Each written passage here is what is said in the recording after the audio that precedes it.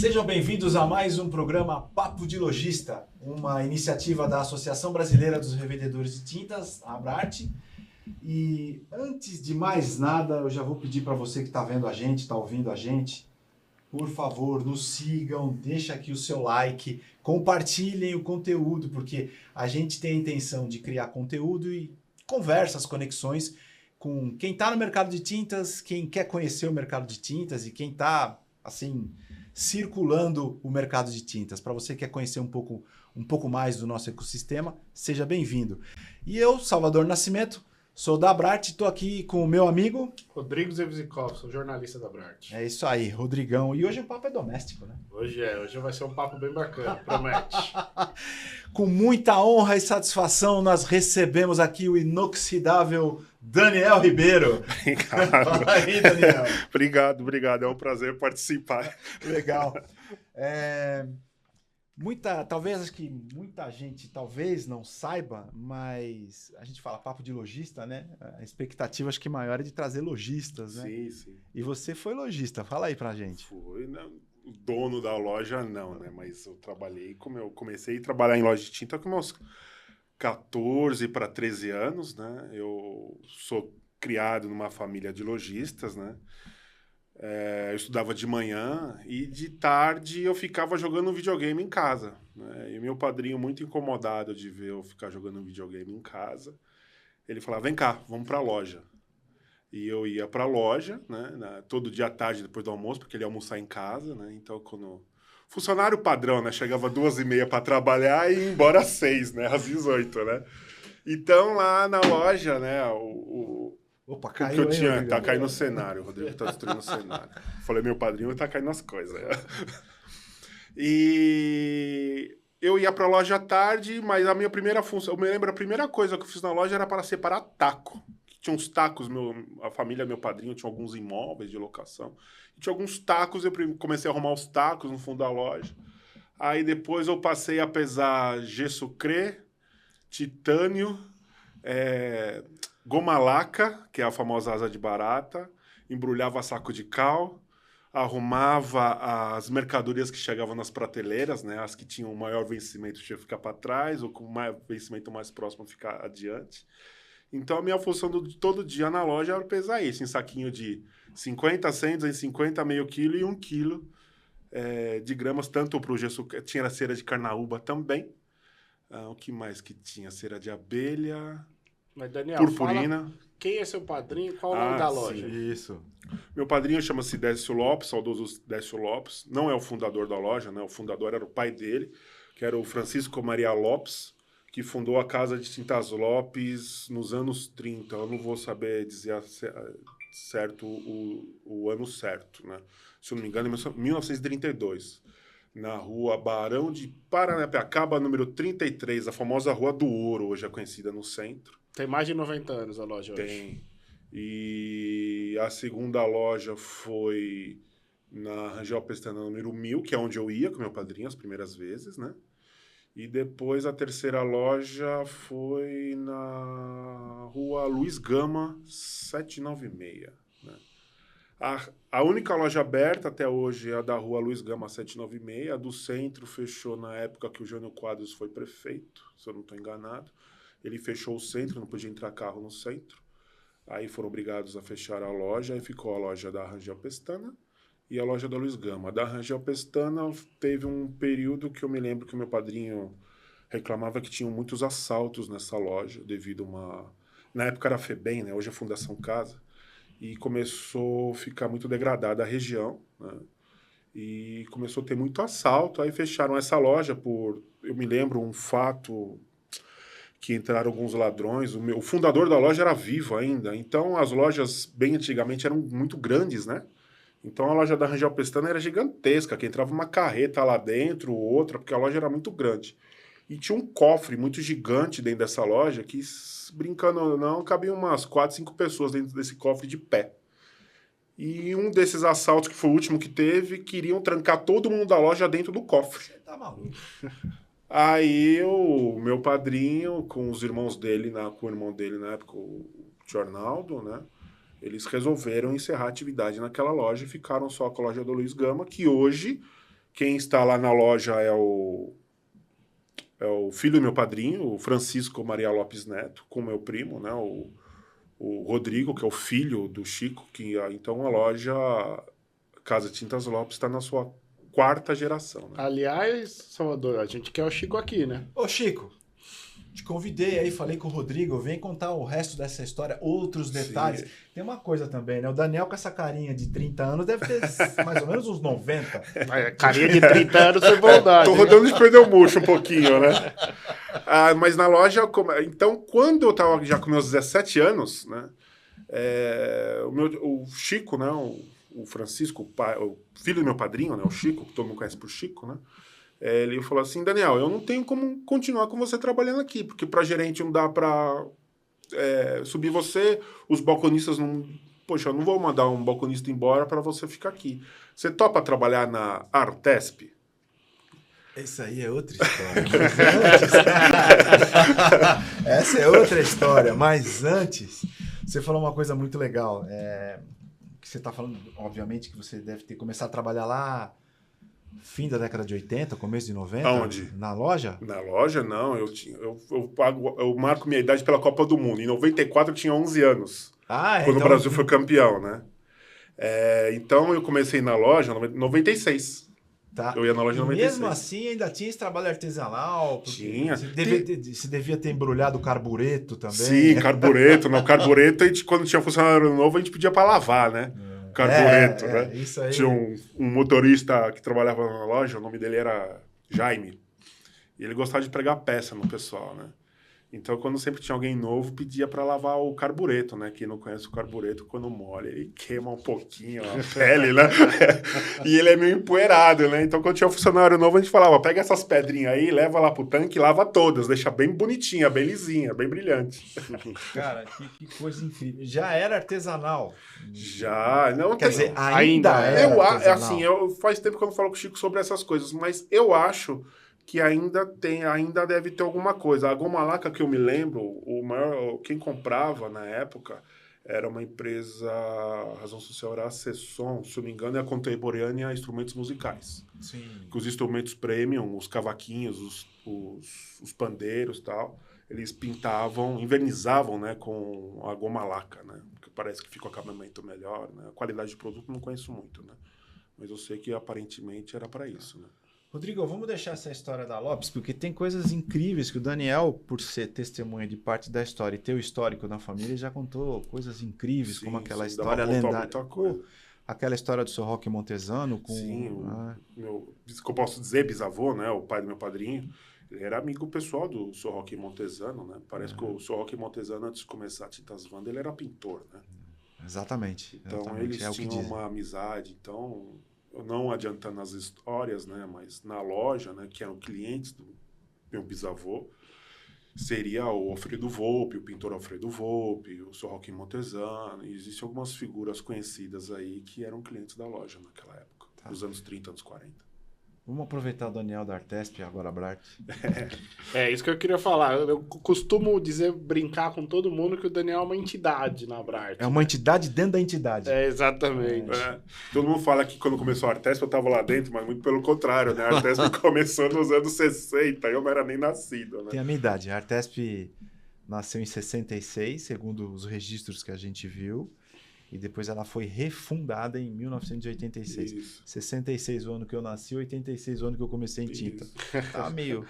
Mas conta como é que foi seu início lá. Você chegou lá então em 99, pelas contas. 99 para 2000. Eu estava com 17 anos, era ano que eu comecei em março, com 17 anos, quando eu tinha. E o combinado era que eu tinha que me alistar no exército, né? Então ficou combinado de eu... Caso fosse ser chamado, né, para o Exército, de livrar a associação de qualquer questão trabalhista, na oportunidade e tal. E também para não atrapalhar o decor da associação, porque eram poucos funcionários na época, né? Eu estava até comentando ontem com a Cris, que trabalha com a gente lá no escritório, tinha a dona Abigail, né? Eu e mais um advogado que ia às terças e quintas, né, na associação. A associação era na rua... Quando eu comecei, né? Edifício Marrocos, na rua Conselheiro Crispiniano. Eu não me lembro o número, Mas quem é mais antigo em São Paulo conhece, porque é o famoso Cine Marrocos, né? Sim. Era um prédio muito bonito, mas a gente ficou lá... Quando eu comecei a trabalhar lá, a gente ficou, sei lá, 6 meses no máximo. Porque eu entrei em março, passaram-se alguns dias. Eu não esqueço nunca, inclusive queriam saber muito da minha idade, porque na época tinha um presidente da associação que era doentado, né? E tinham muitas empresas, né? Ele era muito querido, né? Eu não sei, né? Eu não tenho muita certeza, mas se eu não me engano, tinha indústria que fazia convocação de funcionário para levar em um hospital para fazer teste neles para ver se algum desses funcionários eram compatíveis com o Chaguri, Saudoso para poder Chaguri. fazer transfusão. Eu não lembro qual que é o tipo de doença que ele tinha, né? E todo mundo me perguntava quantos anos você tem para, sei lá, fazer o teste. Quantos anos você tem para ir fazer o teste para ver se era compatível, que eles estavam tentando encontrar alguém que eu não sei qual que era a situação que ele estava. Não deveria ser boa, mas passaram-se alguns dias, ele veio a falecer, né? Aí quem assumiu a presidência foi o Ricardo do Bazar das Tintas. Né? Aí teve a eleição, quem assumiu logo depois foi em abril, que era a eleição antigamente na associação, era em abril, né? Aí assumiu o seu Williams, Chateaubriand, da Ideal Center. Aí ele mudou a sede para Liberdade, onde nós ficamos por muitos anos. Nessa época da Conselheiro Crispiniano, né, a associação ela não tinha muitos trabalhos, né, de reconhecimento no âmbito municipal, estadual e nacional, né?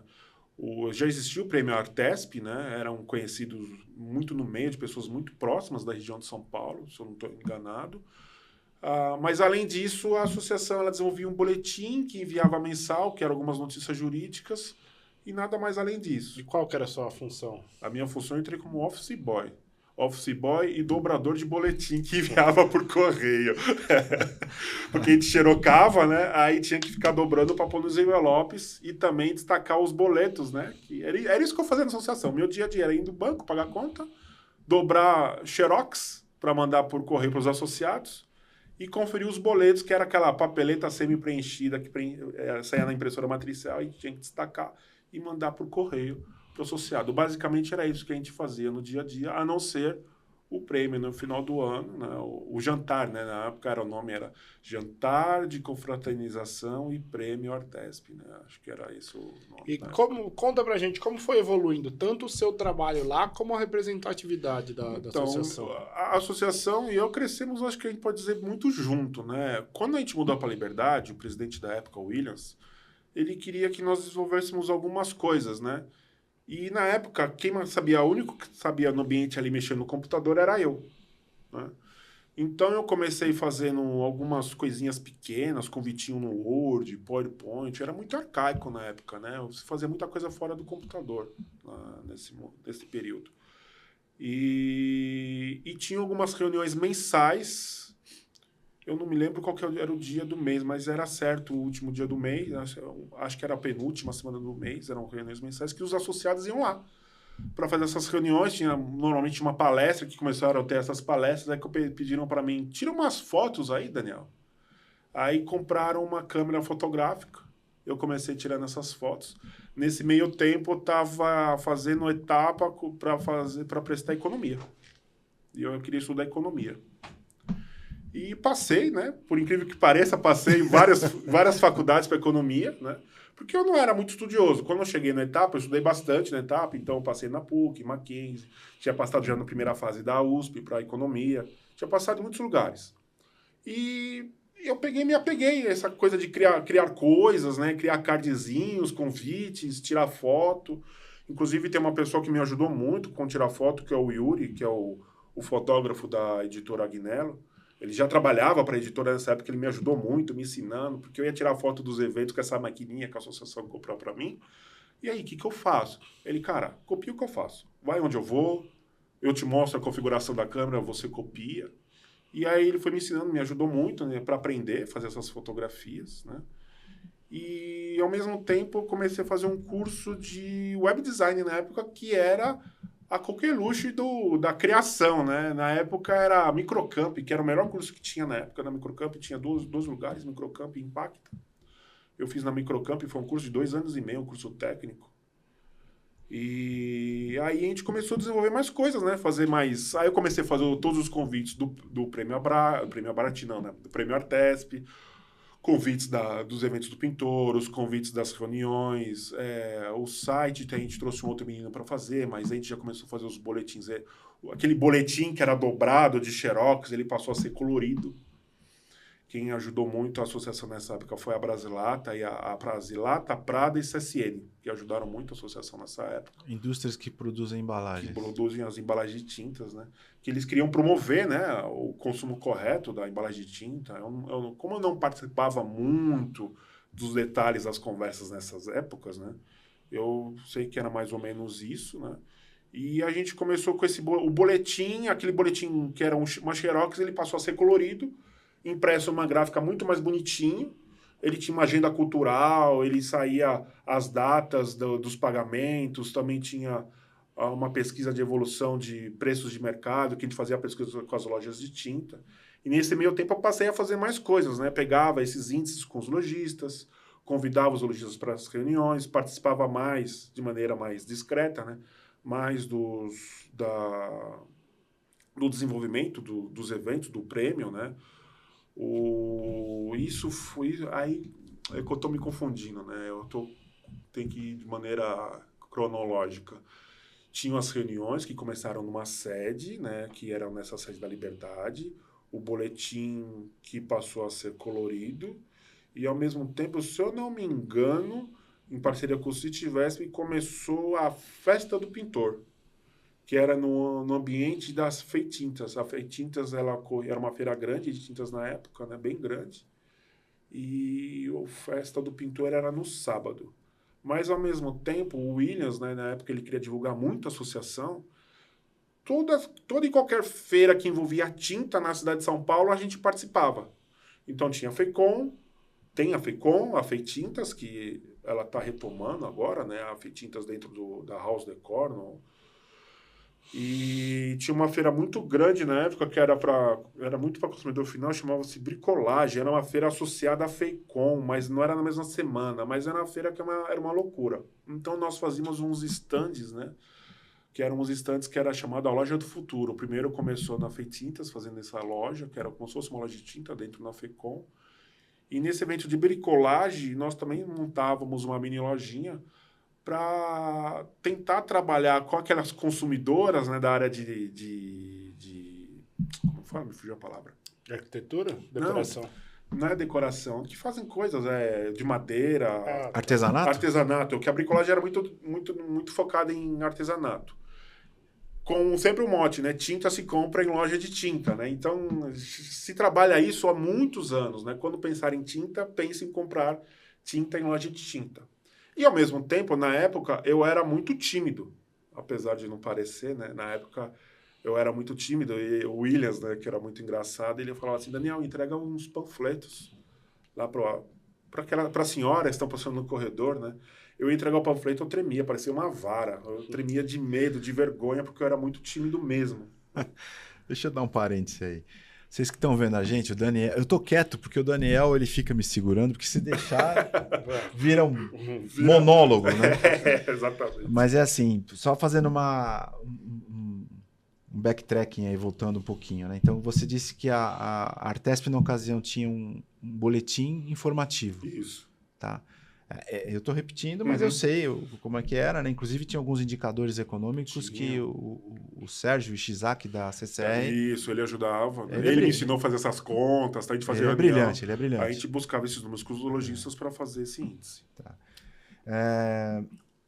E, além disso, você começou a cuidar, assim, de uma forma muito, digamos, primária, num primeiro momento, da identidade de marca e da comunicação da Abrarte, né? Da Artesp. Isso. A gente já está confundindo. Isso, aí já está confundindo. O chip já está sendo reinstalado para a Abrarte, né? Mas, assim, sem perceber, acho que nós todos naquele momento, né? Eu já estava meio que responsável pela comunicação de forma extraoficial. Né? Para quem não conhece o Daniel, ele é um cara extremamente visual, né? E ele tem essa formação técnica em fotografia, é um cara formado também em comunicação social. Me formei em design. Né? Design. Fiz algumas especializações em comunicação e também fiz cursos de fotografia, cursos técnicos de fotografia. Então eu vou contar uma coisa só para vocês que estão assistindo a gente. Quando a gente faz assim a gravação aqui do programa, a gente recebe a matriz aqui do estúdio, né? E o Daniel fica... Essa câmera não tá legal. Esse close não... tô falando do pessoal da produção aqui que tá, né? Então, o Daniel é um cara extremamente exigente nessa questão da comunicação visual, né? Mas, aproveitando que você tá aqui, você é testemunha histórica dos eventos que a Abrarte faz, né? E a gente tá gravando isso em agosto. A gente tá começando a fazer duas coisas muito importantes na associação, né? Primeiro, já é a estruturação do prêmio, que a gente vai soltar a pesquisa em alguns dias. Depois eu queria que você falasse um pouquinho do prêmio, da festa do pintor. Mas tem um fato muito importante que também a gente já está preparando aqui, obviamente. A gente tem que levar isso à diretoria, que é o processo eletivo da Abrarte. Sim. Né? Então, eu queria que você falasse um pouquinho de cada coisa. Primeiro, fala do processo de eleição. Como é que ele... Se você esquecer de alguma coisa, eu te ajudo. Você me ajuda.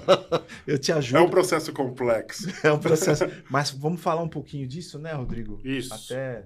Não, deixa ele falar, depois eu quero perguntar uma outra coisa, puxar para nossa sardinha também. Tá bom, vamos lá. Falar só dos presidentes que passaram, né, com quem eu trabalhei. Foi o Williams, do Ideal Center Tintas, né? Algumas vezes, né? Porque algumas vezes que ele foi presidente mais de uma vez. Teve o Luiz Fernando Ferrari, do Capão das Tintas, que ele foi presidente por 2 vezes. O senhor Almilcar José de Sá, da Tintas MC, que ele foi presidente por 1 mandato. Né? Teve o Zé da Bangu Tintas, que foi presidente por um período mais curto. Zé Garcia, que está hoje na Bela Tintas. Isso. O Ricardo Bazar, que foi o primeiro que eu comentei. Né? Ricardo Cianelli. O pai dele foi o fundador, foi o presidente da fundação. Da primeira vez. 66. Isso. Inclusive, nessa primeira fundação, um dos fundadores era o irmão do meu padrinho, o senhor Arnaldo Dias Lopes, que estava nesse processo de fundação aí. Aí depois veio o Ricardo, né? Ricardo Santagata. O Ricardo Santagata da Palmares, né? E hoje estamos com a dona Valquíria Teixeira, né? Dona Val, saúde, se espiar, né? Bom dia, presidente. Bom dia, presidente. Olha, antes do Ricardo, faltou que o Williams de novo, né? Foi o Williams de novo, antes do Ricardo. Aí o Ricardo ficou, se eu não me engano, por 7 anos, né? 2 mandatos, né? 2 mandatos e meio. 2 mandatos e meio, mais ou menos isso, né? Só para explicar. O mandato da Artesp era de 3 anos, o Ricardo ficou 2 de 3, e quando houve alteração no estatuto, em conformidade com lei, com a concordância em assembleia, o Ricardo fez um mandato de 1 ano para a transição desse novo formato. Para a gente tentar encaixar a transição do presidente de dezembro para janeiro, né? Isso. Porque antes o presidente ele assumia em abril, já com o ano, né, o exercício todo resolvido, né? Porque para os eventos que nós realizamos, né, a locação desses locais, né, como é disputado o final de ano, a gente tem que começar a negociação no início desse ano para reservar os espaços. E quando o presidente assumia, né, ele estava com o exercício resolvido, ele não tinha como fazer nada, né? Apesar que quando o presidente assume, né, ele sempre, na associação, nunca teve oposição e situação, né, nas nossas eleições, né, como você falou da eleição, né. Então, normalmente, os presidentes que assumem, né, eles dão continuidade ao trabalho do anterior, né, claro, né, que cada um deixa a tua marca, né, o Williams teve as mudanças de endereço, o crescimento dos eventos, o Ricardo manteve nós no mesmo endereço, mas ele nos ajudou a profissionalizar ainda mais, né, os eventos. E a Valquíria está imprimindo a marca dela agora, nós trazendo, né, retomando, né, o processo de educação dentro da associação, para levar para você, o lojista, né, aquele conteúdo educativo que nós temos as palestras. Já estou fugindo do tema, né? Tem as palestras, né? Tem um outro evento que é o Summit, que a gente provavelmente vai abordar um pouquinho mais adiante. E esse papo de lojista, né? Esse programa, né? Sim. O objetivo dele também é levar conteúdo, né? A gente quando tá vindo para cá, tava até falando pro Rodrigo, né? Que nós sempre, quando pensarmos em qualquer coisa da associação, né? Em qualquer material de comunicação ou educativo, Isso tem que fazer sentido para o dia a dia do lojista, né? Tem que, de alguma maneira, né, somar, agregar no negócio dele, né? Então, nós nunca estamos na associação fazendo algo por fazer, né? O fim sempre seja a revista, uma festa do pintor, o prêmio, o summit, as palestras, essas conversas, né, que já se tornaram, que o objetivo era ser mensal, já se tornaram quinzenais, né? Levar conteúdo para você, o lojista, e de certa maneira ajudar você no seu negócio, e caso você tenha, né, sugestão, pô, eu não gostei disso, gostaria que vocês mudassem isso, adicionassem, tá faltando. Poxa, a gente está lá à disposição lá de segunda a sexta aí, direto, trabalhando com muito carinho. Né? Não, legal. Então vamos voltar para a pergunta do Salvador. Como que foi a evolução do jantar para virar hoje o Prêmio Abrarte, que a gente pode falar que é um dos prêmios mais conceituados do setor, se não o mais conceituado, que as empresas esperam muito. E também como foi a criação da Festa do Pintor. Você deve saber cronologicamente melhor, se você quiser ver qual... Do prêmio, eu sei dizer um pouquinho mais cronologicamente. A Festa do Pintor eu não participei muito do início. Né? Eu posso contar só uma particularidade da Festa do Pintor lá no começo. O prêmio, eu sei um pouco da cronologia do prêmio, que eu fiz uma pesquisa quando foi o prêmio de 25 anos, né? Eu fui obrigado a fazer uma pesquisa histórica do prêmio para saber como ele começou, as pessoas que iniciaram, né? Eu não vou mencionar o nome de pessoas, porque a gente pode acabar esquecendo o nome de um ou outro ali. Mas se eu não estou enganado, o primeiro prêmio, que não foi prêmio, foi um jantar de lojistas, né? Foi num restaurante chamado Porcão, se eu não estou enganado. Um restaurante chamado Porcão. Então, os lojistas de São Paulo e região, os amigos ali, associados, que devia ter dado mais ou menos uns 100 lojistas ali, os proprietários das lojas, eles combinaram de fazer esse jantar de confraternização. E, ao mesmo tempo, eles convidaram algumas pessoas de indústria que eles tinham familiaridade, né, proximidade. E nessa oportunidade que eu sei das pesquisas, né, foi premiada 2 ou 3 pessoas nesse jantar, fizeram uma placa de homenagem para essas pessoas da indústria que eles ajudavam o lojista no seu dia a dia. Né? E no ano seguinte, outras pessoas de demais indústrias, né? Por que você homenageou a pessoa A e não homenageou a pessoa B? Né? E começaram a tomar esse cuidado de homenagear outras pessoas no ano seguinte, depois no outro ano. E começou a tomar uma proporção assim interessante, né, a premiação, que eles começaram a fazer ficha de votação.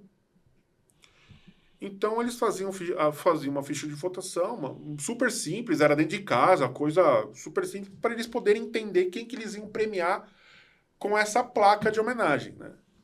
Eu só não sei lhe dizer quando foi o ano que a placa de homenagem tornou-se um troféu.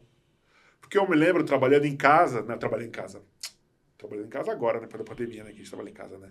Quando eu era moleque, que eu estava em casa, que nessa época eu ia na loja, eu já ouvia falar do jantar da Artes. Que todo mundo falava jantar da Artes, falava o jantar. Você vai no jantar, no jantar? Por que o jantar? Porque o meu padrinho ia no jantar, né? Ele perguntava pro meu tio, que meu tio Chico era o diretor na época na associação.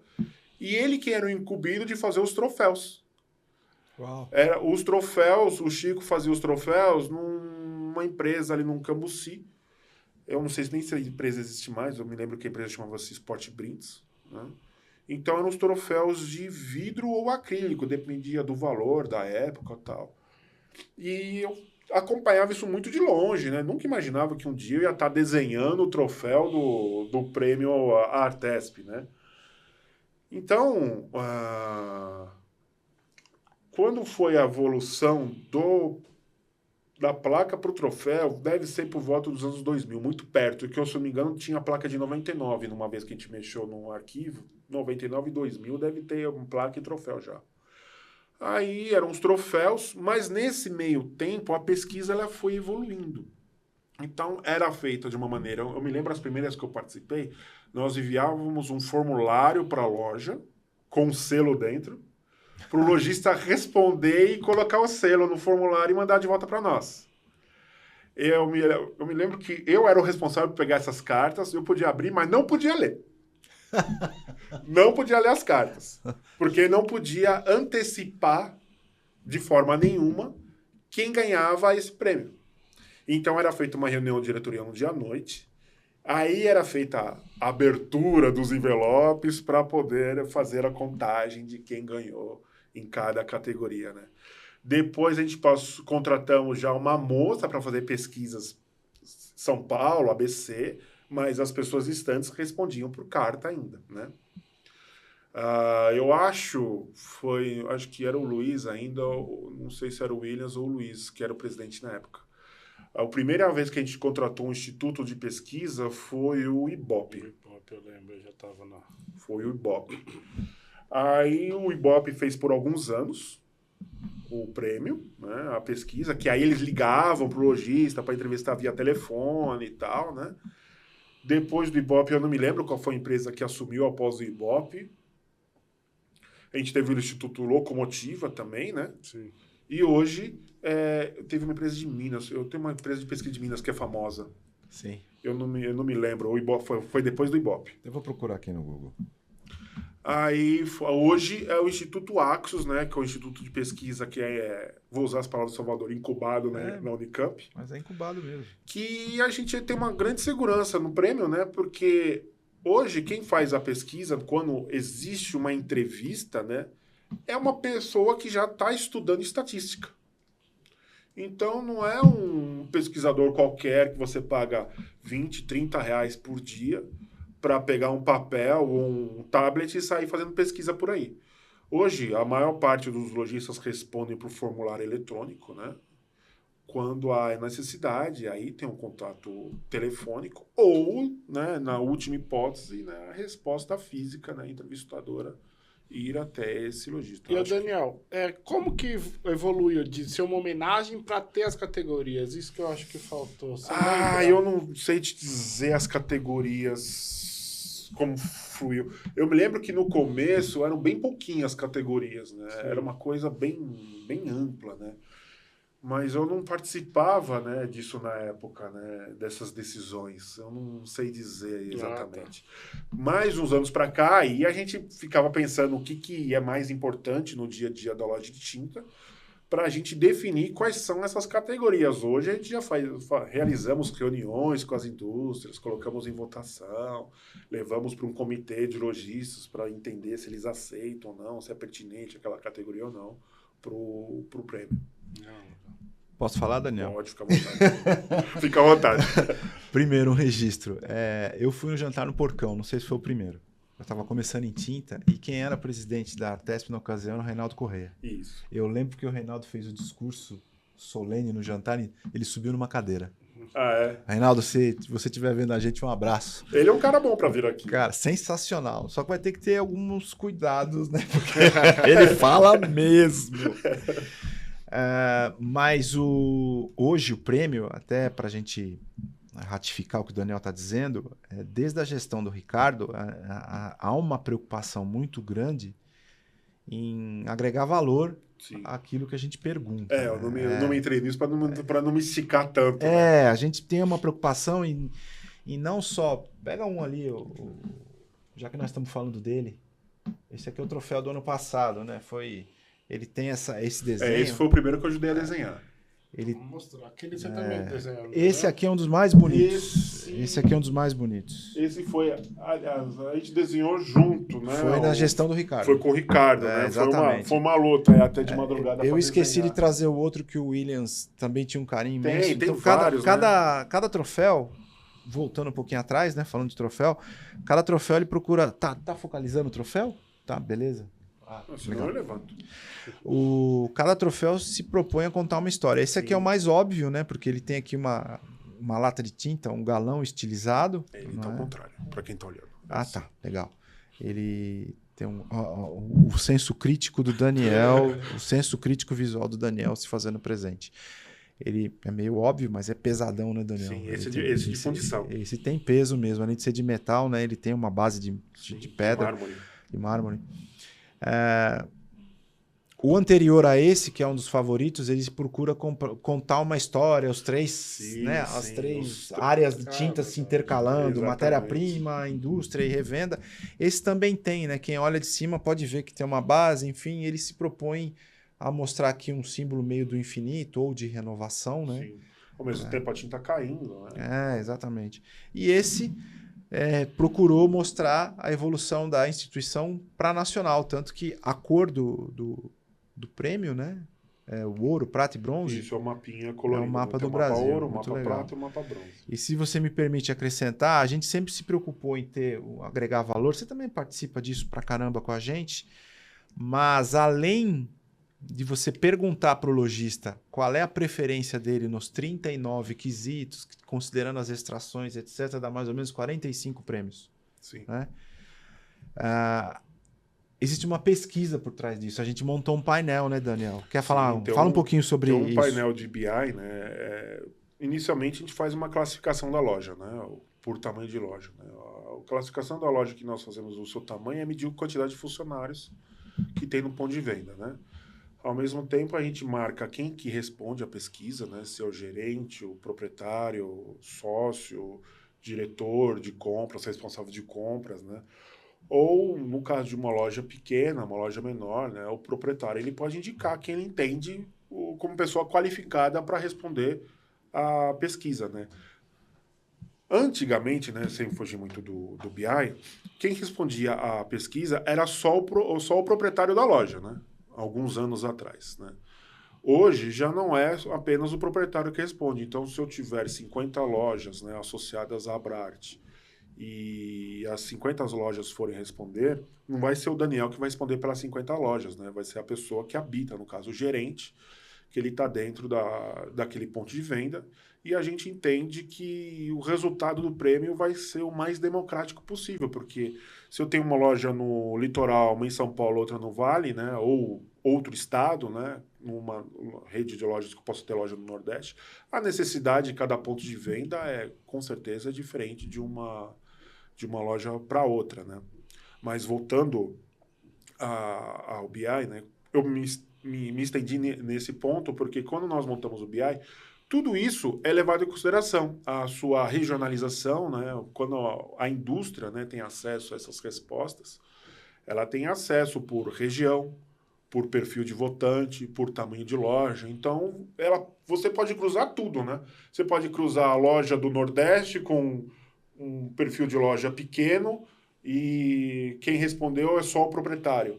Então, quando nós vamos avaliando, né, brincando lá com esse BI das respostas do prêmio, a gente consegue encontrar algumas diferenças assim bem interessantes nos seus resultados, né? Quando a gente olha só o proprietário respondendo, acaba ganhando uma empresa, ou só quando é o gerente, as primeiras colocações mudam completamente, ou outras marcas venham aparecer, né?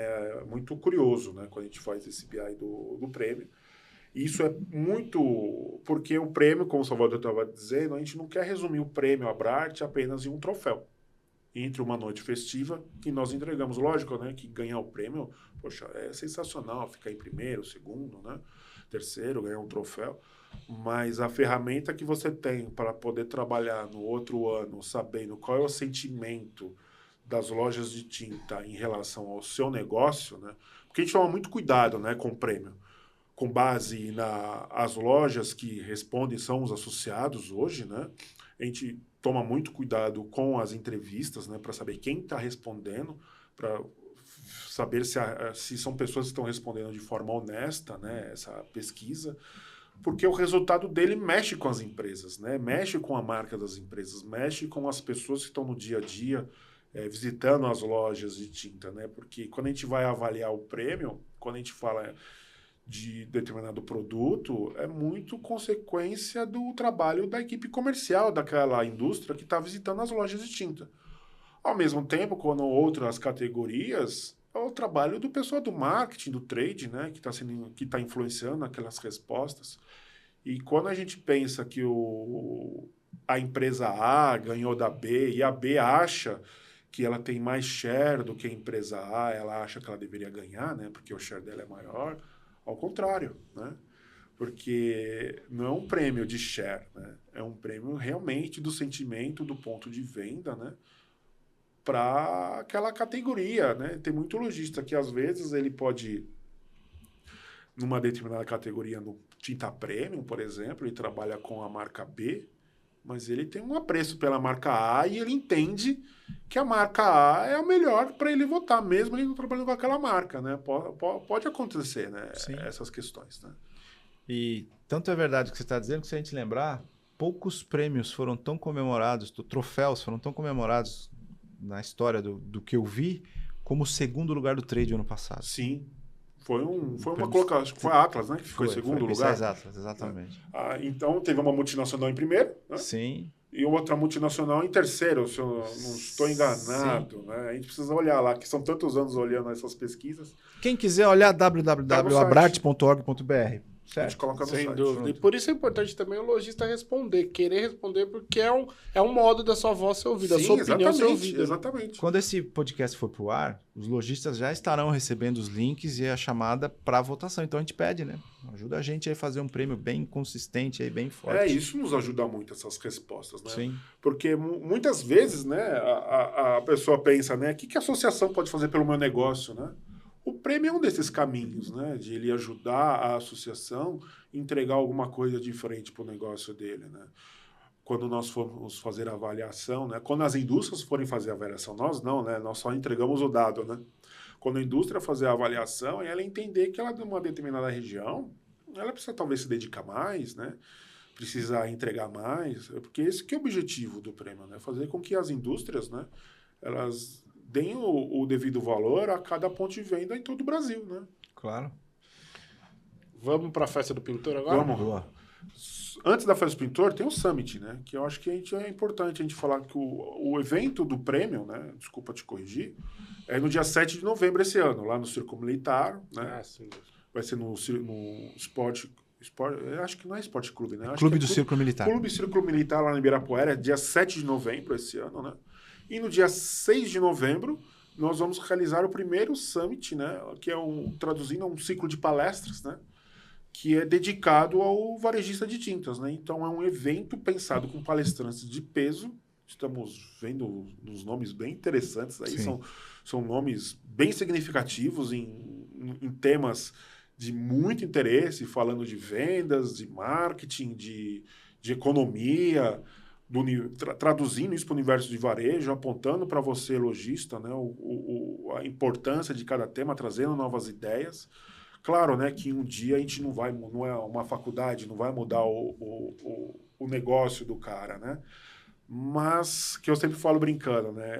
A gente quer que a pessoa vá ao nosso evento e ela volte para casa diferente da maneira que ela chegou, provocada de alguma maneira. Né? E a possibilidade de criar conexões ali, network, né? Porque é um evento para até 300 pessoas, né? E ele vai ser no dia 6 de novembro, um dia antes do prêmio. Essa mudança, eu acredito que foi muito interessante, nós estávamos prevendo para agosto, mas foi interessante colocar no dia 6 de novembro, que é um dia antes do prêmio. Então, logisticamente, para quem é de longe, né? Não precisa vir 2 vezes para São Paulo, em uma vez só, participa dos dois eventos, aproveita bem a viagem. Só reforçando esse tema, eu acho que é interessante os lojistas prestarem atenção nesse evento, porque eventos relevantes do setor normalmente tem um patrocinador de peso por trás, normalmente é um fornecedor de produtos, né, para lojas de tinta, para o varejo de tintas. O evento da Abrarte, não, ele tem essa isenção. Então, o cara que compra a marca A e eventualmente não participa de um evento da marca B, eles vão estar juntos ali. Exatamente. A ideia é que a gente crie um fórum, uma comunidade de excelência, como disse um lojista para a gente, que ficou na minha cabeça. Não é concorrer. Eu tenho uma prática que dá resultado para mim, eu posso mostrar para você que ela pode dar resultado para você, assim a gente vai elevando o nível do varejo de tintas e para com essas coisas aí, essas Esse guerras. é um dos grandes papéis do associativismo. Exatamente. Ser concorrente é uma coisa, ser inimigo é outra. Exatamente. Né? Agora, vamos aí. Prêmio, vamos lá, Daniel. Prêmio não, né? Na Festa do Pintor. Festa do Pintor, isso. É muito evento, né? Muito. E vai aumentar. A Festa do Pintor, né? Eu não vou saber especificar direitinho, né, como que foi a iniciativa, pela memória. Quando você entrou, já existia. Já existia. Eu acho que ia para a segunda ou terceira. Não sei lhe dizer, viu? Eu não sei lhe dizer. Primeira que eu fui foi na Portuguesa. Então, já tinham tido algumas antes. É. Né? Já faz tempo. A que eu tenho lembrança, a primeira que eu tenho lembrança, que se não me falha a memória, é a segunda Festa do Pintor. Foi no... o Feitinta, se não me engano, foi no Expo Center Norte. Se eu não estou enganado, foi no Expo Center Norte ou no AMB, um dos dois, mas eu tenho quase certeza que foi no Expo Center Norte. E o evento do pintor foi no sábado, durante a Feitintas. Tá. Então, a Feitintas, ela transcorria os 4 dias de semana pensando no lojista. Quando era o sábado, que era o dia que o pintor poderia ir ao evento, porque nos outros dias ele estava trabalhando, tinha um evento para ele, né, que eu me lembro era exatamente atrás da Feitintas. Então, a Feitintas, ela não ocupava o pavilhão inteiro, ela ocupava metade ou parte do pavilhão, e a parte livre do pavilhão era onde acontecia o evento do pintor.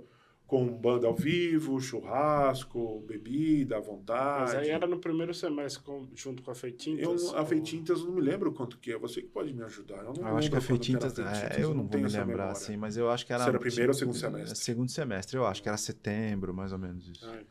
Então, aí... passou a não ser interessante fazer a Feitintas, realizar a Feitintas... A festa do pintor associada a Feitintas, porque também o espaço físico ali, apesar dele ser grande, não era um espaço que te servia comodidade, né? Tanto para quem estava trabalhando no evento e também para quem estava visitando o evento do pintor. Aí sim encontramos o ginásio da Portuguesa, que foi realizado a Feitintas lá por alguns anos. Então, era um evento que o ginásio da Portuguesa, aquelas quadras poliesportivas grandes, como todo mundo conhece, né? Um local que era muito grande, e arquibancada, só nós não usávamos a arquibancada, né? Todo mundo ficava na parte onde era a quadra poliesportiva, que é uma quadra muito grande mesmo. Eu acho que a gente colocava 1.200 pintores aí nesse evento, com o mesmo perfil que até hoje, né? Banda ao vivo, churrasco e bebida à vontade a tarde inteira. O evento começava meio-dia e terminava às 5 horas da tarde, quando não tinha jogo da Portuguesa lá no estádio. Agora não tem mais, né? Agora não tem. Não, tem jogo. Acho que tem ainda, não sei, né? Mas, poxa. Aí foi Portuguesa, foi pro... Da Portuguesa, a gente fez uma experiência num local de eventos na Penha. A gente fez uma experiência lá. E depois, saindo de lá, nós encontramos um espaço que foi o espaço que melhor nos recebeu até então, que era no Clube Espéria, que é na região do Tietê também, né?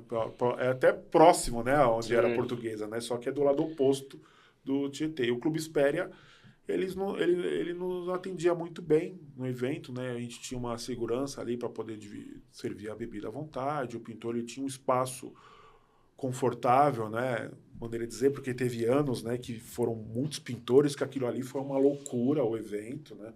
Pintor do lado de fora querendo entrar sem convite, né? Pedindo, pelo amor de Deus, eu quero participar do evento. Ligam no escritório querendo um convite lá na associação, e o pintor, né, a maneira que ele acessa o evento é através da loja de tinta. Como eu comentei, né? Tudo que é realizado na associação, né, é pensando, né, em incluir o lojista, né, como ponto focal principal daquilo que nós estamos realizando. Então, nós comercializamos os convites para as lojas de tinta num valor de custo, né? As lojas compram 5, 10, 15, 20, 100, 200 ingressos, e eles premiam o seu cliente pintor para participar do evento, né? Então, é assim que os pintores chegam, né? Até o último ano, nós vendíamos na faixa de 2.200 ingressos, né? E pintores que entraram na festa no ano passado foram 1.700 e alguma coisa, né? Quando a festa, né, avançando na evolução da festa, a festa era um evento que começava ao 12:30, né? Aí, a partir de 2017... que algumas coisas que eu fico incomodado, né? Sempre fico mexendo em coisas que... Eu fico tentando encontrar significado para as coisas o tempo todo, né? Um objetivo para as coisas o tempo todo. Então, nós tínhamos um convite que ia para esse pintor, e ele só usava o convite para entrar. E muito incomodado, pensei, poxa, a gente podia aproveitar esse papel e perguntar algumas coisas para o pintor, né?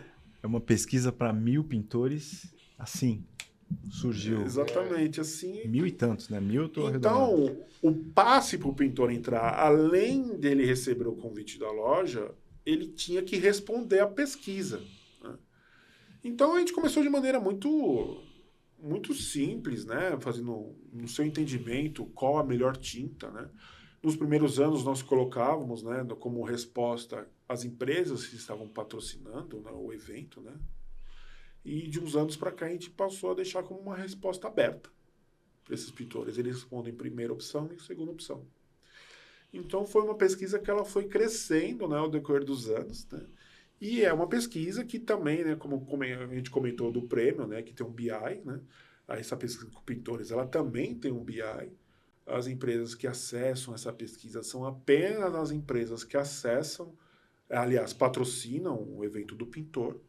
E lá eles conseguem avaliar as respostas desses pintores, né, os filtros, né, por idade, por tempo de profissão, porque às vezes tem pintor que tem 50 anos, mas ele só tem 4 anos de profissão, né? Então, com esses filtros que tem ali na pesquisa do prêmio da festa do pintor, do evento do pintor, é uma ferramenta muito útil, né? Porque a gente começa a entregar para a indústria, né, uma ferramenta para ele entender, né, o pintor, outra ferramenta para ele entender a loja de tinta, né? E a gente já tivemos pesquisa com o consumidor final, né? Falando de Sim. pesquisa sem fugir da festa do pintor. Então, a gente sempre está trabalhando para entregar para a indústria alguma coisa interessante. Ao mesmo tempo, né, essa mesma pesquisa tem lojas que compram 200 ingressos, 300 ingressos. A loja também recebe a pesquisa apenas dos pintores dele. Porque todo o convite, né, o pintor ele tem que marcar de que loja que ele é. Sim. Então, a Tintas Daniel, se comprou 50 convites, ele vai receber a pesquisa dos 50 pintores da Tintas Daniel. Inclusive, existem casos engraçados, né? Que a Tintas Daniel é exclusivo da marca A e quando você vai ver a pesquisa, ganhou a marca B. Não. E Daniel, assim, cometendo aqui uma inconfidência, existem respostas surpreendentes. Sim. A gente percebeu que quanto mais jovem é o pintor, mais ele está aberto a marcas... conteúdo exclusivo. Exatamente. Mais flexível a novas marcas. Ele é, né, o pintor mais jovem. A gente pergunta também, eu não vou lembrar literalmente o enunciado da pergunta, mas o que ele espera de uma loja de tintas? De 8 quesitos, o preço ficou em 7º. Sim, o preço foi em 7º. Para quem acha que o preço não é bem assim. O pintor ele espera coisas antes do preço. Exatamente. E vou deixar para você falar. E a virada da festa, né? Exatamente. Que era a pergunta, que era uma pergunta que foi até engraçada. Quando eu mencionei de colocar essa pergunta em uma reunião, né? Nossa. Foi. Aí na época ficaram me zoando, né? Falando, até parece, se ela pôr essa pergunta, que vai ganhar isso aqui. A pergunta era, o que para você, pintor, é mais importante no dia do evento do pintor? Essa festa era só à tarde. Aí eu coloquei as opções: churrasco, bebida, cursos, palestras e brinde. O show também. Depois, Aí, enquanto eu não respondo, né, o que vocês acham que ganhou? Né? Todo mundo ficou tirando sarro, né? Vai ganhar bebida, vai ganhar churrasco. Eu fui um. Então, para nossa grata surpresa na época, quem ganhou foi curso. O mais importante do dia do pintor era curso, segundo lugar, palestra. Aí eu acho que terceiro ficou bebida ou churrasco. Sim. Ficou em terceiro lugar. Aí, aquela coisa, né? Sempre ficava incomodado, né? A gente alugava o clube, né? Quando nós íamos fazer o evento, pelo dia inteiro. E só ocupava meio-dia. E eu ficava perturbando o presidente da época, que era o Ricardo, né? Poxa, vamos fazer um negócio de manhã, a gente já aluga de manhã. Não, o que você quer fazer? Vamos fazer um curso, alguma coisa. Não vamos fazer isso aí não, você tá louco. Não vai ninguém. Não vai ninguém, o pessoal quer ir em festa. Eu falei, não, mas eles estão respondendo que querem curso, tal. E o Ricardo, assim, ele sempre foi uma pessoa aberta a ouvir, né? E eu sou meio teimosão também, né? Por algumas coisas, né? Aí ele falou, beleza, faz lá. Faz aí, mas ó, é sua responsabilidade. A contragosto. Não, isso aí não vai dar certo, mas tá bom, vai, já que você tá insistindo, já que você tá faz aí. Aí, na época, eu convoquei as empresas que eram as patrocinadoras, a gente fez uma reunião lá na sede, né? E a gente construiu uma ideia, né, de fazer um evento pela manhã, onde as empresas patrocinadoras podiam fazer uma oficina, né, de demonstração de produto. Porque, além disso, né, quando eu conversava no ambiente de festa com as empresas, porque quando era só à tarde, som, bebida, o pessoal da indústria falava, poxa, eu não consigo conversar, eu não consigo transferir o que eu quero para o pintor, né? E a pesquisa veio de encontro com isso que eles me falavam à tarde, né? Que eles não conseguiam conversar. Eu falei, então beleza, arrumamos um período que vai ter silêncio, não vai ter bebida e você vai poder fazer o que você quiser com o pintor. Você vai poder fazer curso, oficina, mas como? Fizemos uma primeira experiência, alugamos cavaletes, aqueles cavaletes igual de pintura artística, né? As empresas levaram os MDFs, as indústrias de tinta, no caso, e para fazer a apresentação de aplicação de produto. E cada empresa, dentro do seu espaço, ficou ali livre para fazer o que queria durante o período da manhã.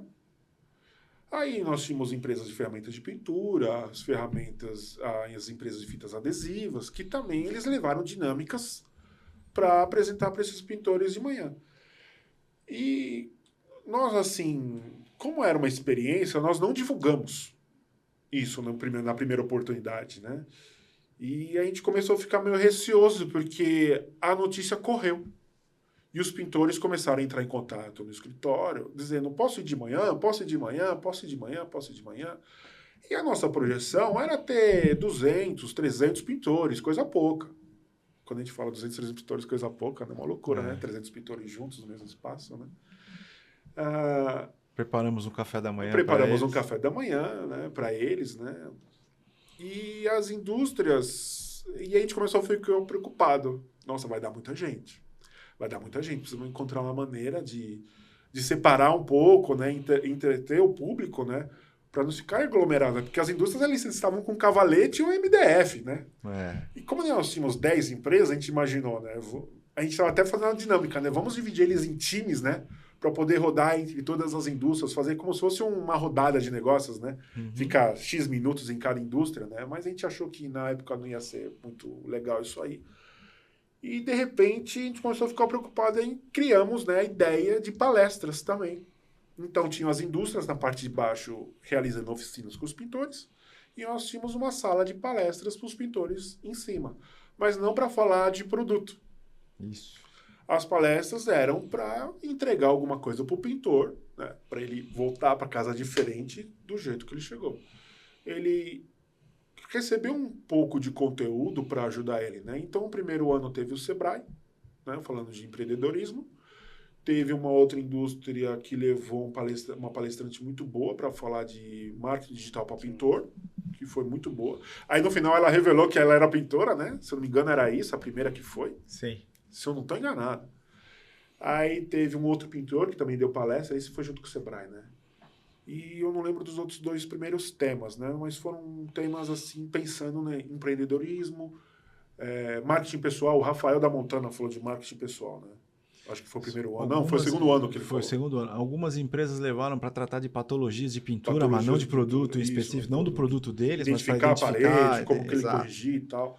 Então, o nosso objetivo nessas palestras era isso, né?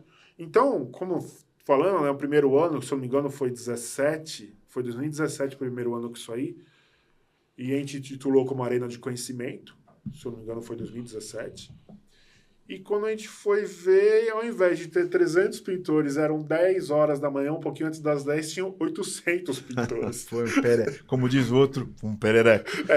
Foi. Então, a Arena do Conhecimento para 150, foi gostoso, tinha foi mais legal. que o dobro, então foi uma loucura. Então, mas ao mesmo tempo a gente começou a ter um evento muito democrático. Nos anos seguintes a gente veio aprimorando, né? Dentro do espaço do que nos permitiam, né? Então montamos já uma sala de palestra melhor, com equipamento melhor, com coisas melhores, para receber o pintor. E o evento, quando a gente fica lá na portaria olhando os pintores chegando, né?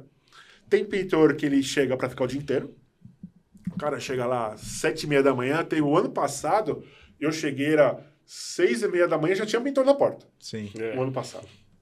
Então tem pintor que vai para ficar o dia inteiro. Tem pintor que foi só para a parte da manhã. E tem pintor que quer ir só para festa, ou porque ele trabalha de manhã, ou por qualquer outro motivo. Ele prefere ir só à tarde. Então ficou muito democrático. Ao mesmo tempo, não ficou um evento entulhado de gente como ficava. Sim. Teve épocas, ar-condicionado no último, janelas abertas, se suava, para passar no meio do pessoal era uma loucura, porque ficava lotadaço mesmo, né? E ficou um ambiente mais tranquilo para se trabalhar, né? As indústrias começaram a ficar mais Por falar em felizes, ambiente, né? Esse ano tem novidade, né? Esse ano tem novidade, né? Então temos um espaço maior ainda. Quadra da escola de samba. Águia de Ouro, né? Vai ser na quadra da escola de samba. O Salvador vai estar lá sambando com a gente. Completamente. Completamente. Então vai ser na Águia de Ouro esse ano, né? No dia 19 de outubro. A expectativa de público são 3.000 pessoas, né? Com espaço para mais empresas, né? Para participar. Queira Deus, né? Se o pessoal do automotivo se interessar, as indústrias automotivas participarem, porque nós temos já público, né? Por causa da pesquisa, a gente sabe que existe o público automotivo dentro do evento. Existem lojas que são exclusivamente automotivas e compram muitos ingressos, né? Tem um lojista aí que é automotivo compra 300 ingressos. Ele manda 300 pintores automotivos. Uma loja só, né? Só uma loja. E existem mais lojas que mandam pintores automotivos, né? Então, historicamente, a nossa média de pintor automotivo no evento é 30%. Né? Aí a gente começou a fazer o evento na parte da manhã, né? De manhã é só a parte de curso, à tarde é a festa tradicional, como sempre foi. Agora, esse ano, né, pretendemos também continuar com o formato da Arena do Conhecimento na parte da manhã. E a partir do meio-dia, a festa dentro do padrão, como sempre foi, né? Com banda ao vivo, bebida à vontade, o churrasco à vontade. Também a gente tem uma sobremesinha que a gente serve pro pessoal, né? Um sorvetinho no final da festa. Dar uma animada. O pessoal ficar feliz, né? Para dar uma animada. Temos sorteios, né? Então as indústrias sorteiam prêmios, né? Na parte da tarde. Então é um evento assim. É uma festa muito. Quem não participou vale a pena participar. Que é uma festa, principalmente os lojistas. Eu já tenho um pintor ligando no escritório querendo saber. Já tá chegando a hora. Então, falar isso chegando a hora, tá chegando a hora. Sim, a gente vai precisar de um outro programa para contar, pra Daniel. Eu tenho mais duas perguntas para ele, mas preciso que você responda rápido. Você tem mais quantas perguntas para ele? Para fazer agora. Eu tenho mais duas para fechar. Eu tenho só uma. Passou rápido. Tá, então eu vou falar uma, aí você faz a outra, eu faço uma para fechar. Tá. Aqui na nossa frente. Faltou, né? Falar da nossa filha. Isso, fala da nossa filha, como ela nasceu e por que todo mundo tem que anunciar nela. Agora. Exatamente. A revista, ela começou... Lembra do boletim que eu falei que eu dobrava, né? Então, era uma xerox, virou um folhetinho que era de 4 páginas. Num período, tornou-se uma revista, era uma outra editora que fazia a revista, e de um tempo para cá nós passamos a fazer a revista já, tá no ano 16. Essa é a penúltima. Tá no ano 16, já são 16 anos que nós mesmos estamos editando a revista, né? Por um longo período, né? Eu sempre fotografava, diagramava a revista, a gente tinha uma outra pessoa que vendia os anúncios, e os jornalistas... Alguns jornalistas, e hoje o Rodrigo está com a gente já tem muitos anos. Eu não lembro quantos anos você está com a gente. Já dá um casamento. Mais de 10, né? Mais de 10 anos aí, ó. Então, a nossa revista, ela é nacional. Todos os lojistas associados, todos os pontos de venda de tinta associados no Brasil inteiro recebem a nossa revista. Então, o público é extremamente qualificado, né? Então, a revista, ela não é uma revista que vai para arquiteto, não é uma revista que vai para o pintor, não é uma revista que vai para o engenheiro, não é uma revista que vai para a dona de casa. É uma revista que vai para a loja de tinta, de preferência na mão do proprietário, ou gerentes e os sócios do negócio, né? Claro que a gente quer que a revista circule, né? Porque o conteúdo da revista é 100% direcionado ao dia a dia da loja de tinta. Falando de anunciar, né? A gente precisa, né? Para manter os projetos de pé, né? A associação é uma instituição sem fins lucrativos, então ela precisa muito do apoio da indústria, né, de tintas, ou de uma empresa, de que seja qualquer outro setor, né? Vou até ampliar os setores, né? A gente pode ter banco, né? Que toda loja de tinta tem conta em banco, toda loja de tinta tem a máquina de cartão, toda loja de tinta tem uma moto para entrega, tem um computador, tem uma prateleira, tem um uniforme, tem muita coisa, né, que uma loja de tinta precisa ter no seu dia a dia para o negócio existir. E esse é o... Vamos colocar aqui a câmera aqui. Esse é o melhor, esse é o melhor veículo para você anunciar quando você pensa numa revista, né? Não só a revista, né? Tem o site, né? Tem um site e as nossas redes sociais. A versão né? digital dela também fica Tem a no versão site. digital da revista, né? Então, gente, esse é um dos melhores veículos, né? Um dos melhores meios, né? Para nós nos comunicarmos com o ponto de venda no seu dia a dia. É a revista que nós queremos, né? Que a revista seja um dia que o lojista ele sente no negócio dele uma tarde lá para ele chegar à revista da Abrarte, né? Eu vou dar uma lida para saber o que tem de novidade.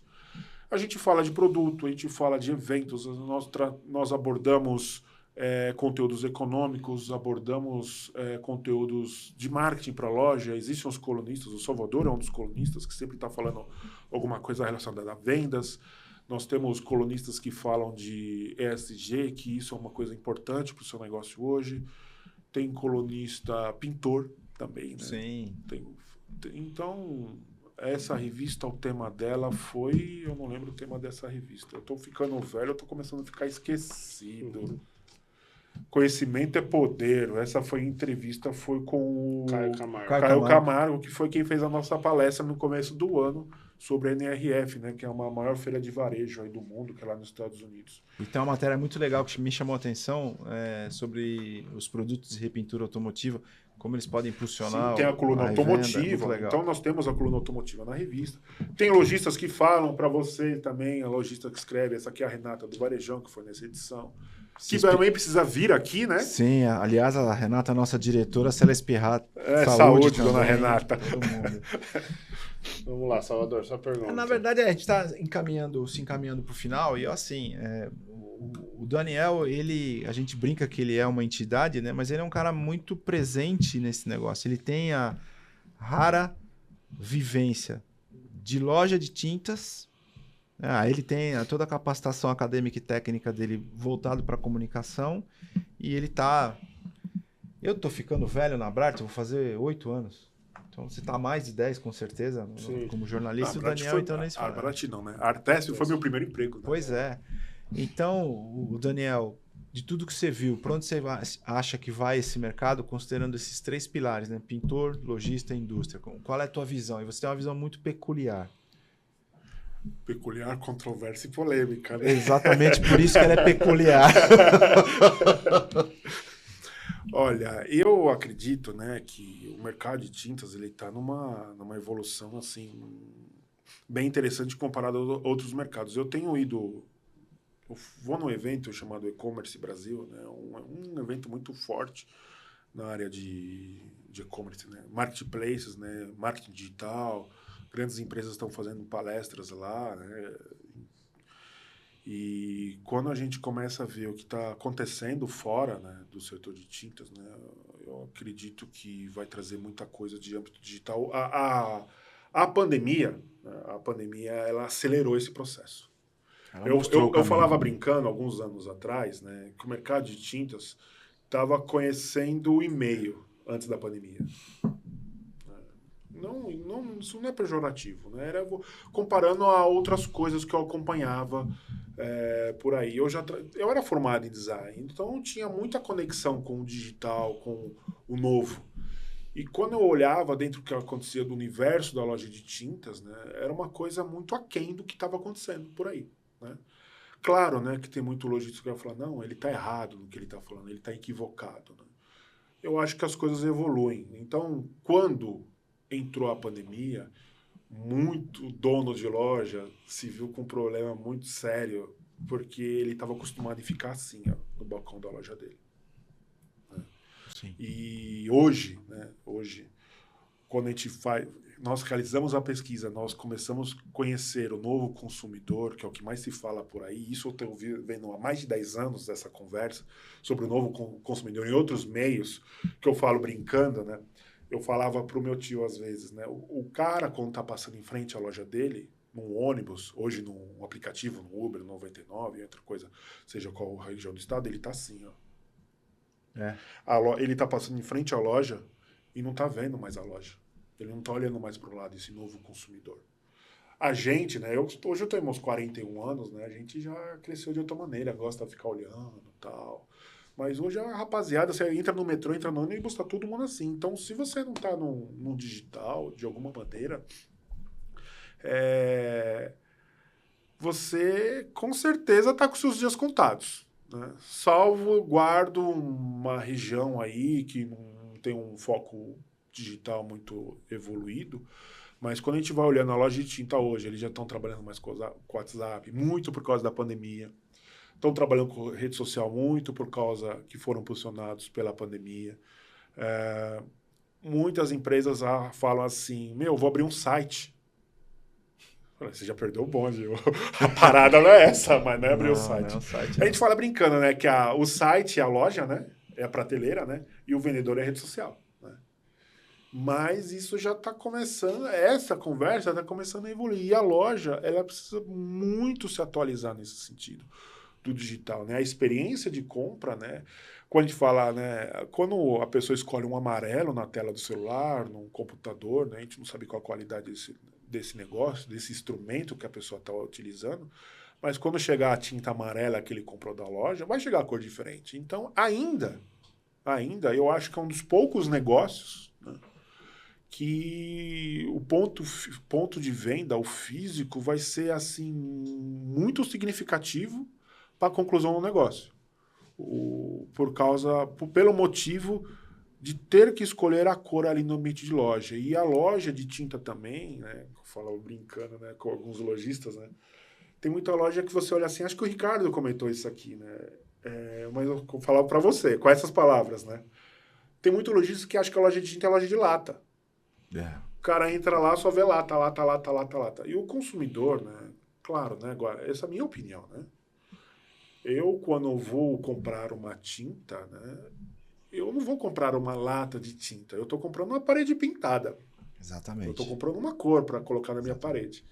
Então, eu acho que a loja ela precisa evoluir nesse sentido. De alguma maneira, demonstrar experiência para esse consumidor daquela parede pintada. A indústria de tinta evoluiu muito, né? Com os aplicativos que você sobe a foto da tua casa lá, você troca a cor nas paredes, né? É uma coisa fantástica.